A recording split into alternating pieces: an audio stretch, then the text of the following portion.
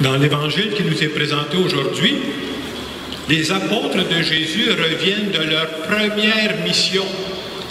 Alors, quand ils reviennent vers Jésus, ils veulent leur conter, « Hey, on va te conter ce qu'on a réussi, comment ça a fonctionné. » Et Jésus, qui est un homme sage, va dire, « Venez-vous un peu à l'écart, venez vous reposer. Là. Vous avez fait une grande mission, on va. » Et pendant qu'il fait ça, on nous dit que les gens commencent à les suivre. Jésus dit, « Voilà une grande foule qui commence à les suivre. » Et c'est là que l'Évangile dit ceci. Jésus fut pris de compassion envers eux parce qu'ils étaient comme des brebis sans berger. Et pour bien comprendre le sens de cet évangile-là, c'est bon de se dire, ça ressemble à quoi ça? Des gens qui ont l'air de brebis sans berger. Depuis plusieurs mois, on vit une période de pandémie qui s'étire, qu'on a hâte qu'elle finisse, mais ce n'est pas fini encore. Et je pense que pendant toute cette période de pandémie qui dure et qui dure, il y a beaucoup de gens qui se sont sentis comme des brebis sans berger. C'est-à-dire, depuis de longs mois, nos contacts avec les autres ont été réduits au minimum. Encore plus, des personnes âgées qui vivaient dans des résidences pendant des longs mois n'ont jamais vu leur enfant. Alors, ces personnes âgées, mais pas juste les personnes âgées, beaucoup d'autres, ont senti à l'intérieur d'elles un grand vide. C'est pas inventé ce que je vous conte là. Et quand on est coupé des autres pendant un certain temps, il y a des questions qui montent en nous. Et plusieurs personnes se sont posées ces questions-là. Entre autres, est-ce que je compte encore pour quelqu'un?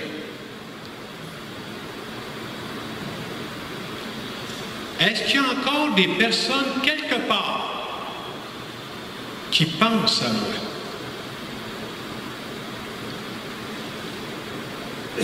Est-ce qu'il y a encore des personnes qui m'aiment?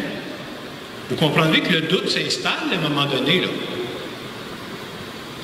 Est-ce que je suis encore quelqu'un pour quelqu'un? Et ce que je viens de vous dire, pour moi, là, c'est ça, être des brebis sans berger. Et ça, là, pas mal tout le monde a vécu ça. Moi, je crois sincèrement qu'il y a dans notre monde, pas juste qu'il y avait, il y a encore dans notre monde, beaucoup de gens qui se sentent comme des brebis sans berger. Il y a des personnes âgées, mais il y a des jeunes aussi qui vivent exactement la même chose. Et si on va être honnête, on peut tous reconnaître qu'à un moment ou l'autre, on est passé par une période qui ressemblait à ça. Et devant toutes ces brebis sans berger qui se sont sentis comme ça et qui se sentent encore comme ça, qu'est-ce que la parole de Dieu vient nous dire aujourd'hui? Parce que je crois que la parole de Dieu nous parle pour aujourd'hui. Moi, je retiens de la parole de Dieu de la fin de semaine, elle vient nous dire principalement deux choses. Premièrement, la parole de Dieu vient nous dire que dans ces moments où on a vécu ça, nous n'étions pas sans berger. Nous croyons qu'il y a un Dieu qui veille sur nous. Nous croyons que nous avons du prix aux yeux de Dieu et que Dieu nous aime personnellement. Mais c'est bon de savoir aussi, parce qu'on peut tous passer par là, j'ai beau croire en Dieu, il peut y avoir des périodes de ma vie où je ne sens pas Dieu. Ici, ça vous allez de temps en temps, les grands saints ont connu ça, les grandes saintes, on voit ça votre cas, là. Et c'est bon de se dire que même quand moi, je ne sens plus Dieu, Dieu est encore présent dans ma vie. Deux choses distinctes. Donc, premièrement, pour moi, je retiens ça. Deuxièmement, qu'est-ce que la parole de Dieu veut nous dire? Si c'est vrai qu'il y en a tant que ça, des brebis sans berger dans notre monde, Dieu veut passer par nous pour être des bons bergers pour les gens autour de nous. Dieu veut passer par nos cœurs pour rassurer d'autres cœurs. Je fais le lien plus précisément avec nous. Vous savez, dans notre projet d'Église vivante, nous autres, on veut essayer d'être des bergers dans notre monde d'aujourd'hui. Et comment on veut faire ça? De différentes façons. Premièrement, on veut être des bergers pour, je dirais, pour les gens qui fréquentent nos églises, mais pas juste ça. Oh non, non. On manquerait notre mission si on faisait juste ça. On veut aussi être des bons bergers pour les gens qui ne fréquentent pas nos églises. C'est Jésus qui nous demande ça. Comment on veut faire ça? D'abord par des moyens de ce que j'appelle des parcours de croissance spirituelle, par des célébrations, mais pas juste ça, par le parcours alpha qu'on offre, aussi par des parcours de 40 jours. Je vais en parler un peu plus la semaine prochaine de ces parcours de croissance spirituelle qu'on va offrir dans les mois à venir. Pourquoi on veut ça? Pour se rappeler constamment que nous sommes accompagnés par Dieu. On a besoin de réentendre ça. On est aimé personnellement par Dieu. Mais aussi, dans notre vision d'Église vivante, ce n'est pas suffisant ce que je viens de dire. Nous voulons être aussi des bergers en agissant collectivement au nom de notre foi dans ce monde-là. Déjà, j'ai commencé à en parler il y a quelques semaines. Je vous parlais qu'on a un organisme qui est venu en aide à des familles pauvres. On a aidé une quarantaine de familles pauvres qui vivaient des difficultés d'une façon spéciale dans cette pandémie. Et quand j'en ai parlé, beaucoup de gens disaient, bon, on est content qu'on a fait ça. Au nom de l'Église vivante, là, on a pris soin de ça. En fin de semaine, je vais vous parler d'un autre organisme qui fait partie de l'Église vivante, qui s'appelle Mission Soutien.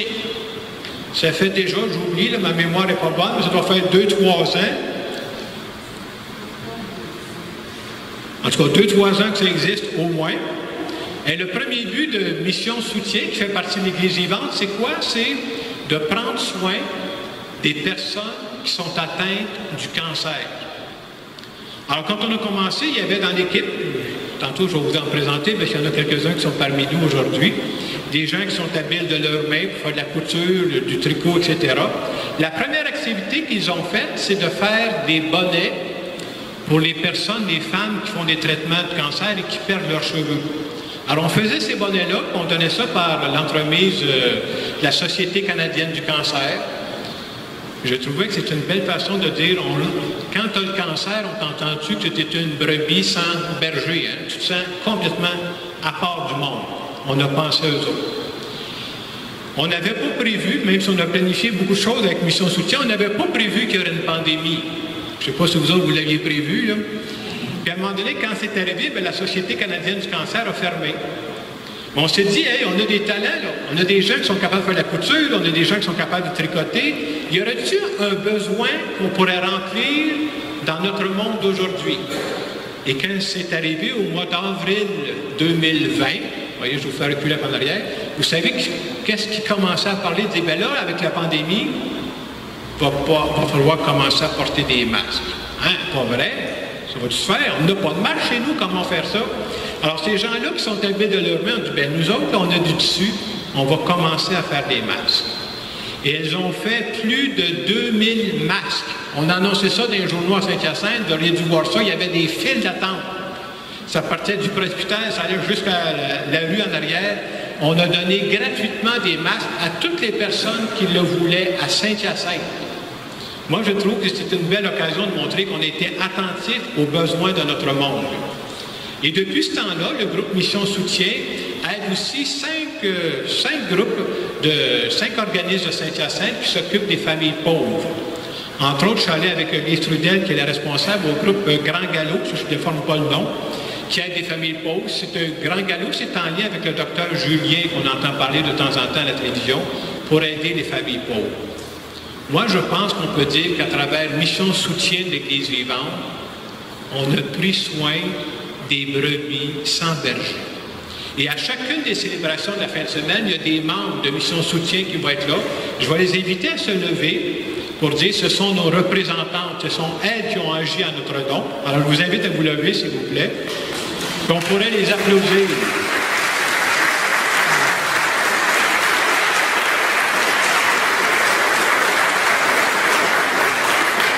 Merci beaucoup pour tout ce que vous avez fait. Merci à vous. Moi, ce que je crois, quand je parle de l'Église vivante, pour moi, ce n'est pas juste une théorie. Hein. Plus il y aura de gens comme ça qui acceptent de s'impliquer, plus je crois que notre Église va devenir vivante. C'est-à-dire, oui, il faut prier, mais je pense que comme Église, il faut aussi agir. Puis on me disait, vous savez, ils ont d'autres projets. Alors, s'il y a des gens qui veulent s'impliquer, s'il y a des gens qui ont des talents, s'il y a des personnes qui sont bonnes en couture, en tricot, puis en d'autres projets aussi qui s'en viennent, moi, je vous invite à donner votre don, parce que quand on agit ensemble comme Église, on a beaucoup plus d'impact que quand on agit tout seul dans notre coin. C'est la force d'un organisme qui fait partie d'Église vivante comme ça. En terminant mon homélie, j'aimerais tout simplement faire une prière en notre nom à tous.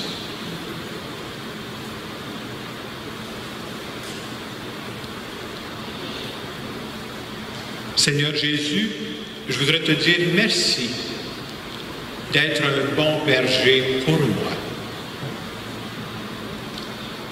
Merci de t'intéresser à ma petite vie. Merci de t'intéresser à tout ce qui m'arrive. Et je sais, Seigneur Jésus, que tu veux passer par moi pour être un bon berger pour des brebis sans berger autour de moi. Et aujourd'hui, Seigneur Jésus, je te demanderai de plus en plus que des personnes qui acceptent de s'impliquer comme elles le font à Mission Soutien, pour qu'on devienne de plus en plus une Église vivante comme tu la veux. Amen. Et dans les secondes qui viennent, je vous invite à penser, est-ce qu'il y aurait dans votre entourage présentement des personnes que vous connaissez là, qui ressemblent à des brebis sans berger, c'est-à-dire des personnes qui sont peut-être fatiguées physiquement, mais plus que physiquement, psychologiquement, mentalement. Et peut-être que ces personnes-là auraient besoin simplement d'une parole, un petit geste. Je vous laisse quelques instants pour en parler avec Dieu.